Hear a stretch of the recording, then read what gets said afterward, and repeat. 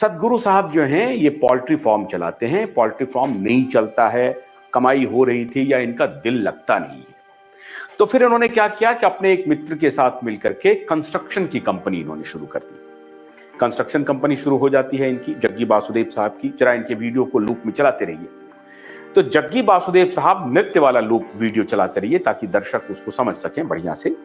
तो जग्गी वासुदेव साहब जो हैं वो कंस्ट्रक्शन की कंपनी शुरू करते हैं और कंस्ट्रक्शन की कंपनी से भी इनका मन ऊब जाता है। तो ये फैसला करते हैं 1992 में कि अब ये सब काम नहीं करेंगे। हमें ऐसा लगता है कि दर्शन में ये लीन हो गए और इनको लगा कि हु एम आई, मैं कौन हूं, इनका भान हो गया। और ये एक रॉक पर बैठे हुए थे, पहाड़ पर बैठ करके इनको चिंतन हुआ और इनको लगा कि मैं कौन हूं, अपने बारे में इनको जानकारी मिल गई। फिर इन्होंने सब कुछ छोड़ दिया, कंस्ट्रक्शन का व्यवसाय छोड़ दिया, पोल्ट्री फार्म का बिजनेस छोड़ दिया और फिर ये योगा करने लगे। ईसा फाउंडेशन का 1992 में इन्होंने गठन कर लिया और ईसा फाउंडेशन में इन्होंने सहज स्थिति क्या हो सकती है, जीवन में लोग सहज स्थिति से कैसे गुजर सकते हैं, अपने स्वास्थ्य को कैसे ठीक रख सकते हैं, योगा के ये योगा सीखा और फिर योगा टीचर बन गए। सदगुरु जी क्या बन गए? योगा टीचर बन गए। योग का ज्ञान ये कराने लगे, योग का क्लासेस देने लगे। इस प्रकार से इनकी यात्रा शुरू होती है और योगा कराते कराते ये इतने बड़े हो गए कि कोयम्बटूर में जाकर के एक जगह इन्होंने ले लिया। आजकल वहां बहुत बड़ा मेला लगता है, शिव की विशाल प्रतिमा इन्होंने बनाई है और फिर उसके बाद आहिस्ता आहिस्ता पूरी दुनिया की इन्होंने यात्रा की। योगा का जो व्यवसाय था, मैं तो व्यवसाय ही कहूंगा, योगा का व्यवसाय इनका चल पड़ा। ये लोगों को योग शिक्षा देने लगे और योग शिक्षा के माध्यम से इनको इनकम भी बहुत होने लगा और उस इनकम से ये कुछ स्कूलों को भी मदद करने लगे, अपना एक स्कूल चलाने लगे ग्रामीण इलाकों में और एवं प्रकार से ये बहुत सारे गतिविधियों में शामिल हो गए। एनवायरनमेंट को लेकर के ये बहुत काम करने लगे। रैली फॉर रिवर आपने देखा होगा, 2017-18 में शायद काफी पॉपुलर हुआ था रैली फॉर रिवर। ये इनकी योजना बनी और इस प्रकार से पूरी दुनिया से ये एनवायरनमेंट को बचाने को लेकर के, आपके स्वास्थ्य के बारे में, शिक्षा के बारे में, ये बहुत सारे क्षेत्रों में काम करने लगे जग्गी वासुदेव साहब।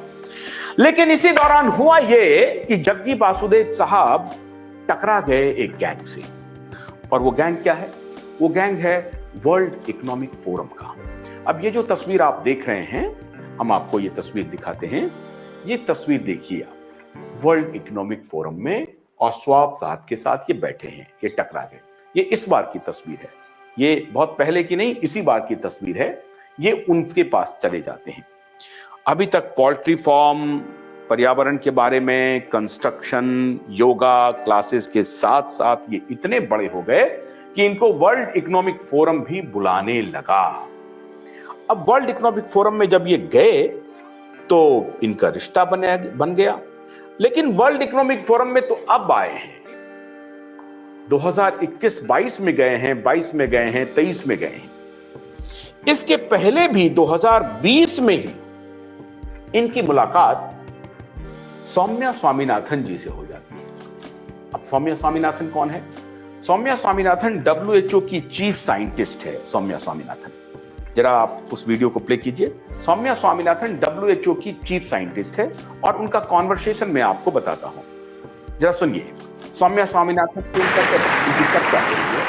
So maybe just the last question for this session could be, I think what you said made me think about a couple of things.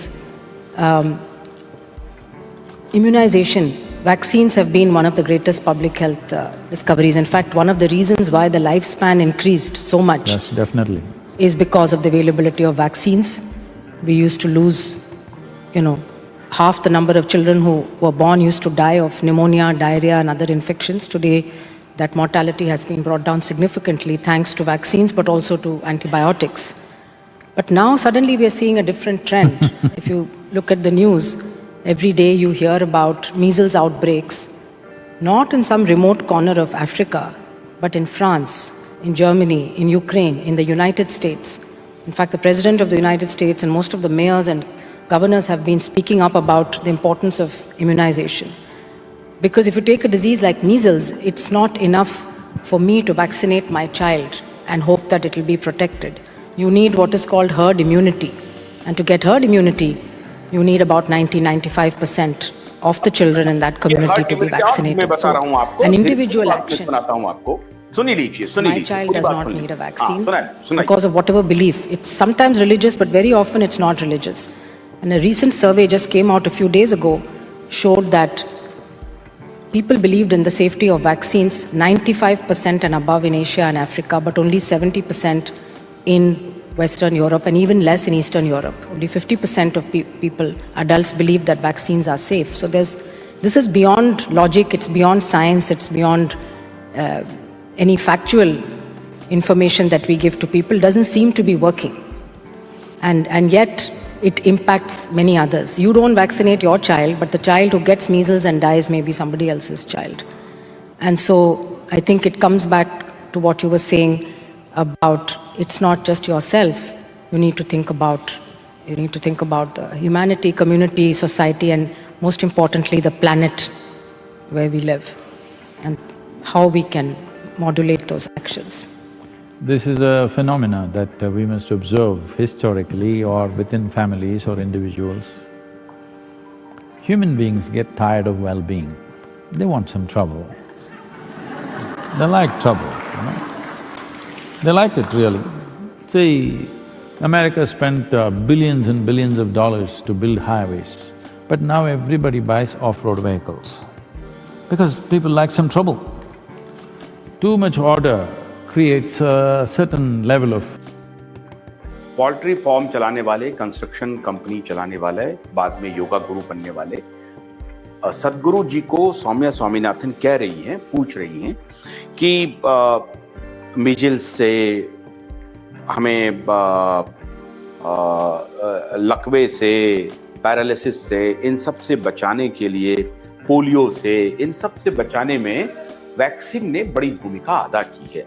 लेकिन सोशल मीडिया प्लेटफॉर्म पे या अलग अलग जगहों में एक रूमर चल रहा है कि वैक्सीन नुकसान करता है। तो ऐसा क्यों हो रहा है जबकि हम लोग पूरी कोशिश कर रहे हैं? WHO की चीफ साइंटिस्ट ऐसा उनसे कह रही हैं कि हम लोग पूरी कोशिश कर रहे हैं कि लोगों को सूचना दें कि वैक्सीन से आपका इम्यूनिटी बढ़ती है, हर्ड इम्यूनिटी आती है और आप स्वस्थ होते हैं। तो उसके जवाब में हमारे जो ये पोल्ट्री फार्म चलाने वाले, कंस्ट्रक्शन कंपनी वाले सदगुरु हैं, वो ये कहते हैं कि लोगों को इस बात से खुशी नहीं मिलती है कि उनकी सेहत अच्छी हो, वेल बीइंग, वो अच्छे से रहें, उसमें उनको मजा नहीं आता है। मजा किस में आता है? तो तकलीफ में मजा आता है। आगे वो बहुत हंसी मजाक में वो कहते हैं कि अगर आपको तकलीफ में, परेशानियों में मजा ढूंढना हो तो भारत आ जाइए। अब देखिए, इनको सुनिए क्या कहते हैं जग्गी वासुदेव साहब। आगे सुनाइए जरा सा, प्ले कीजिए वीडियो को। Irritation in the human being, he wants little chaos. They must visit India.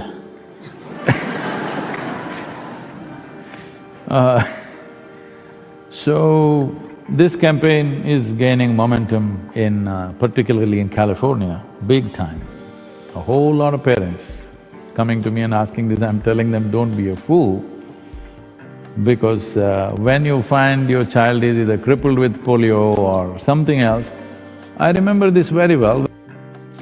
Parents हमारे पास आ रहे हैं, बच्चों के माता पिता आते हैं, मैं उनको बताता हूं कि देखिए आप ऐसा काम मत करिए और जो वैक्सीन के बारे में जो WHO की सलाह है, जो गाइडलाइंस है, उसको मानिए। मैं आज सारी बात आपके सामने बहुत प्रेम से बता रहा हूं।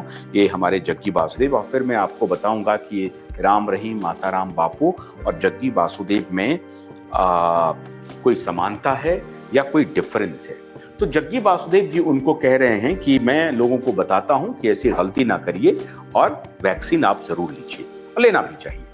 अब वैक्सीन के बारे में आगे जग्गी वासुदेव जी ने बहुत अच्छे बयान दिए हैं। वो सारे बयान में आपको एक एक करके सुनाता हूं, आप बस देखते जाइए। Poultry farm, construction company, yoga के बाद यकायक पूरी दुनिया में योग का मिशन, फैन फॉलोइंग बनने के बाद इनका रिश्ता WHO के सौम्या स्वामीनाथन से, फिर सौम्या स्वामीनाथन से ये फिर इनका रिश्ता और बढ़ता है और वो रिश्ता धीरे धीरे धीरे धीरे धीरे वर्ल्ड इकोनॉमिक फोरम तक पहुंच जाता है। बहुत बड़े इन्फ्लुएंसर है ना, अंग्रेजी बोलते हैं, अंग्रेजी में इन्होंने ग्रेजुएशन ही किया हुआ, अंग्रेजी धारा प्रवाह बोलते हैं और फिर इनका रिश्ता आहिस्ता आहिस्ता अब वो देखिए वर्ल्ड इकोनॉमिक फोरम में आ जाता है। आप इधर स्क्रीन करिए, कैमरा इधर करिए, आप कैमरा मूव करिए, इन्हें दिखाइए आप। ये फिर धीरे धीरे इनका वर्ल्ड इकोनॉमिक फोरम से कैसे इनका रिश्ता बनता है ये देखते जाइए। मोटे मोटे अक्षरों में लिखा हुआ है वर्ल्ड इकोनॉमिक फोरम और उसके ठीक आगे जग्गी वासुदेव जी बैठे हुए हैं। मैं ये क्यों कह रहा हूं? अब जग्गी वासुदेव जी उसके बाद वैक्सीन के बारे में बहुत ही अच्छी राय रखते हैं, बहुत अच्छी राय रखते हैं और उन्होंने अपना काम किया। किनके कहने पर किया? WHO के कहने पर किया।